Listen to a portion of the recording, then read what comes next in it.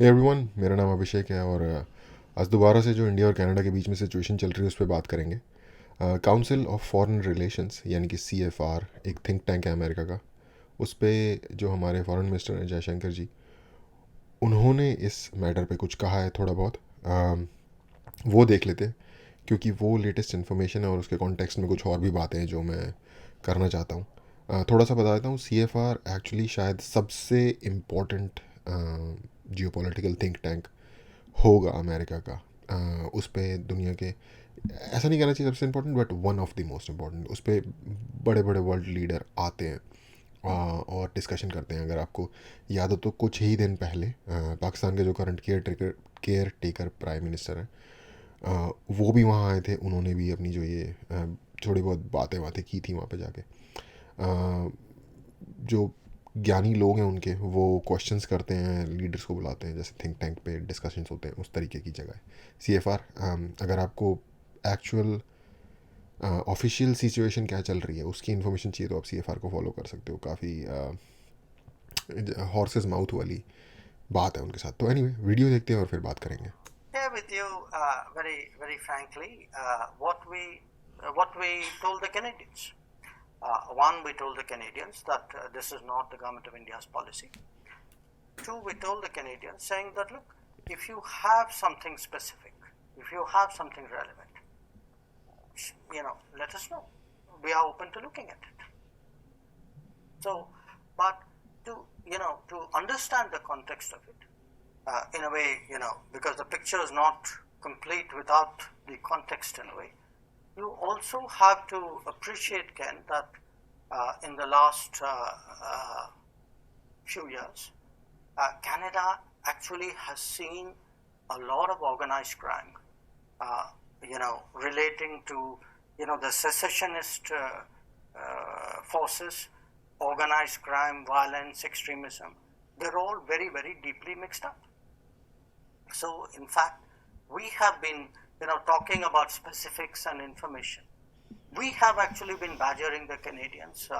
We've given them a lot of information about organized crime leadership, which operates out of Canada. There are a large number of extradition requests. There are terrorist leaders who have been identified.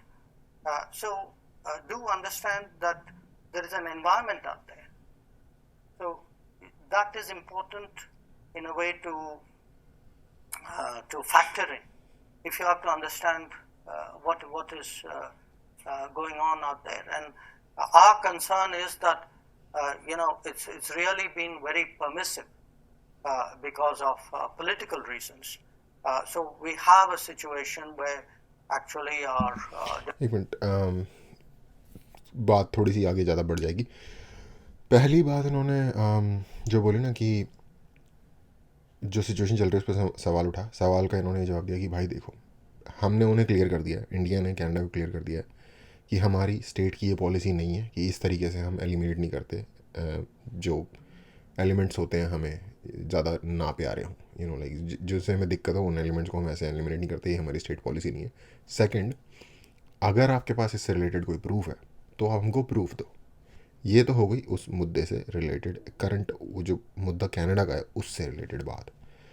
उसके बाद ये कह रहे हैं कि हम आगे आके आपको बता रहे हैं, हम आपको बता रहे हैं कि भाई ये सिचुएशन चल रही है, हम आपको प्रूफ दे रहे हैं, इन्फॉर्मेशन दे रहे हैं, चीज़ें बता रहे हैं, हम बैजर कर रहे हैं आपको, मतलब हम आपको तकलीफ़ दे रहे हैं, दिक्कत दे रहे हैं, बार बार आपको पूछ रहे हैं, जा जाके इन्फॉर्मेशन दे रहे हैं, सोर्सेज प्रोवाइड कर रहे हैं कि ये एलिमेंट्स हैं, ये आपके यहाँ बहुत ज़्यादा जो क्राइम बढ़ गया उसके पीछे इनमें से ये लोग भी इंक्लूड हैं। क्योंकि इस तरीके की जो चीज़ें चलती हैं उनका जो फंडिंग का सोर्स होता है वो भी तो कहीं से आना होता है, और वो ज़्यादातर इलीगली होता है।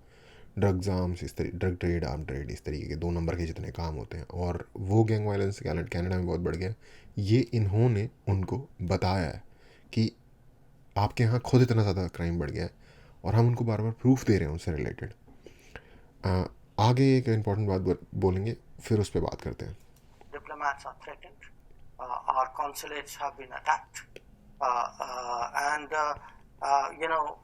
and often comments are made about there's interference in our politics. And a lot of this is often justified as saying, well, that's how democracies work. But if there are specific pieces of evidence. Okay, दूसरी बात इन्होंने जो बाद में ये कहने लग गए थे वो ये है कि ये जो चीज़ें चल रही हैं ना कि आपके वहाँ बैठ के ऐसे लोग हैं जो हमारी कंट्री अगेंस्ट काम कर रहे हैं, हमारे जो डिप्लोमेट आपकी कंट्री में कनाडा में उनके ऊपर अटैक्स हो रहे हैं, हमारे इंटरनल मैटर्स पे कई बार आपके कंट्री के leader Justin Trudeau totally out of the line था जब उसने फार्मर प्रोटेस्ट पे कमेंट दिया। कोई उसका हक नहीं बनता कि इंडिया में होने वाले फार्मर एजिटेशन पे वो कमेंट दे। ये उसी तरह होता अगर इंडिया टोटल इन फेवर आ जाता कनाडा में जो ट्रकर्स प्रोटेस्ट हुआ था उसके, और कनाडा में जो ट्रकर्स प्रोटेस्ट हुआ था उसको जस्टिन ट्रूडो नाज़ी बोल रहा था, स्वास्तिका उठाने वाले लोग बोल रहा था। इंडिया में इस चीज़ को बहुत सीरियसली नहीं लिया जाता, तो आप इस चीज़ की गहराई समझोगे आई डोंट नो कितनी ज़्यादा, लेकिन वेस्ट में किसी को नाज़ी कहना बहुत बड़ी गाली है, ठीक है। इंडिया में तो मैंने सुना था कि एक क्लोथिंग स्टोर खुला था हिटलर के नाम से गुजरात में कहीं पे, लेकिन वेस्ट में इस चीज़ को बहुत ज़्यादा अपमानजनक माना जाता है। उनके हज़ारों लोग, खैर हज़ारों लोग या मिलियंस ऑफ लोग तो हमारे भी मरे हैं उस वॉर में, बट उनका कोई जिसे कहते हैं कोई मूल्य नहीं पा रहा। लेकिन इनके बहुत बंदे मरे हैं, ये बड़ा प्राइड लेते हैं कि इन्होंने बचाया है दुनिया को नाज़ी के उससे, और जो ज्यूस के साथ उन्होंने किया था उसको क्रूएल्टी का एकदम जो पैरामाउंट माना जाता है ना, वो इस तरीके से देखते हैं नाज़ी लोगों को। तो अपने प्रोटेस्टर्स को तो ये महानुभाव ट्रूडो जी, कहने का तो कुछ और मन कर रहा है लेकिन अभी फ़िलहाल महानुभाव कह देता हूँ, कह रहे थे कि ये नाज़ी हैं और ये स्वास्तिका उठाने वाले हैं, और हमारे प्रोटेस्ट में आके कमेंट कर रहा है क्या, छोड़ो। तो इन्होंने कहा कि भाई कमेंट्स भी करते हैं, ये करते हैं, और ऐसा क्यों करते हैं, क्यों अपनी कंट्री में कनाडा में हमारे अगेंस्ट पलने वाले इन एलिमेंट्स को बढ़ावा देते हैं, उनको कुछ कहते नहीं, उनको करप्ट क्यों नहीं करते, क्योंकि वोट बैंक की पॉलिटिक्स है तुम्हारी कंट्री में। Okay, let's move on. That they provide, the government of India will cooperate with them in terms of. I mean, look, following up. if somebody gives me something specific, it doesn't have to be restricted to Canada, but if there's any incident which, is an issue, and somebody gives me something specific as a government, I would look at it. Of course, I would look at it. Okay, तो फिर वो बस उस बंदे ने बाकी अपनी बात में आके ये बोला कि क्वेश्चन उसने बोला कि अगर हम इस स्पेसिफिक इंसिडेंट, क्योंकि जयशंकर जी एक ओवरऑल पिक्चर दिखा रहे थे कि ये ओवरऑल चुतिया पर चल क्या रहा है, तो ये ओवरऑल सिचुएशन क्या चल रही है, तो उसने बोला सामने से कि बट अगर हम इस स्पेसिफिक चीज़ की बात करें तो आप क्या कहते हैं। तो इन्होंने बस वही कहा कि ठीक है, अगर इस स्पेसिफिक चीज़ की बात करोगे तो मुझे ये नहीं कि इस तरीके का कोई भी इंसिडेंट होता है और उसमें हमारा कुछ इस तरीके का है तो आप प्रूफ दो, हम बात करेंगे, जो कि यही बात की जा सकती है।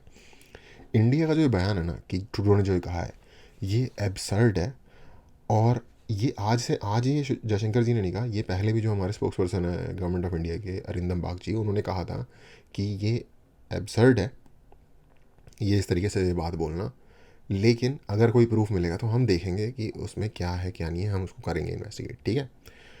आज जयशंकर जी ने बस वही बात रिआइटरेट कर दी। मैं इनको कमेंट करता हूँ कि इन्होंने बड़े ढंग तरीके से कि उस बात को तो उन्होंने बोला हाँ हम देख लेंगे, कोई चक्कर नहीं, आप दे देना प्रूफ, बट एक ओवरऑल जो ये सिचुएशन के पीछे का पूरा बैक ड्रॉप है उसको हाईलाइट किया, और इंडिया के लिए बेनिफिशियल भी है एक्चुअली। ये ओवरऑल सिचुएशन जैसे कहते हैं ना, जो होता है अच्छे के लिए होता है, तो ये हमारे लिए बढ़िया है। ट्रूडो ने हमें एक फेवर कर दिया इस चीज़ को लाइमलाइट में ला के, क्योंकि अब खालिस्तान का इशू ना पूरी दुनिया में, अभी तक ये लोग चुप छुपा के कर रहे थे, इनकी जो हरकतें हैं वो दुनिया के सामने नहीं आ रही थी, बहुत अगली होने के बावजूद भी, ठीक है। लेकिन अब जो ये अगली सिचुएशन है कनाडा में, ये पूरी दुनिया को पता चलेगी इस तरीके से, और चल रही है, और यही इन्होंने किया। इन्होंने कहा ठीक है ऐसा कुछ हुआ है तो हम देख लेंगे, आप हमको प्रूफ दे दो, और बिना प्रूफ के ऐसी बात करने को अब्सर्ड ही बोलेंगे, वो भी तमीज़ वाली भाषा में अब्सर्ड बोल रहे हैं, वरना कुछ और भी बोल देते हैं, ठीक है, और प्रूफ दे दो हम देख लेंगे। बट बाकी इन्होंने बोला कि भाई तुम्हारी कंट्री में चल क्या रहा है, तुम कैसे डेमोक्रेसी के नाम पे या फ्री स्पीच के नाम पे हमारी कंट्री के टोटली अगेंस्ट इस तरीके के एलिमेंट्स को तुम खुला